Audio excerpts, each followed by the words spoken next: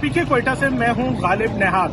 कोयटा समेत बलूचिस्तान के बेशतर अजला में पेट्रोल बहरान हर गुजरते दिन के साथ शिद्दत इख्तियार करता जा रहा है।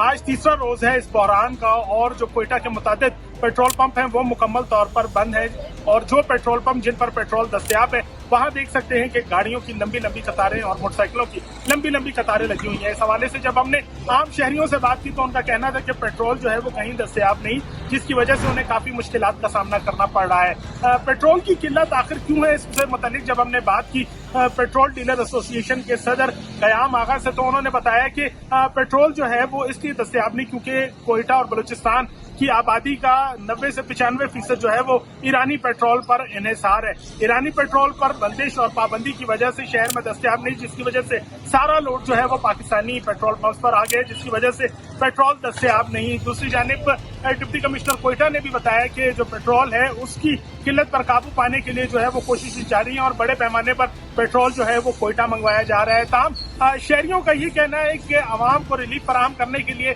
जिला इंतजामिया और हुकूमत को जल्द अज जल्द पेट्रोल की फराहमी को यकीनी बनाना चाहिए।